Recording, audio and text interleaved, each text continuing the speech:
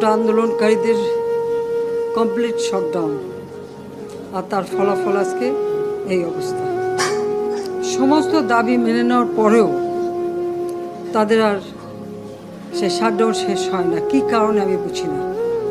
আমরা তো সম্পূর্ণ দাবি মেনে নিয়েছি, একটা মানলে আর একটা, আর একটা মানলে আর একটা, আর এর ফল আজকে চালিয়ে পুরে সব একদিকে সরকার, আর আজকে কত মানুষ জীবন হারালো, কতগুলি মানুষ পঙ্গু হয়ে যাচ্ছে, কতগুলি মানুষ। এবং ঠিক এই 2001 সালে এরকম তাণ্ডব বিএনপি জামাত জোট চালিয়েছিল।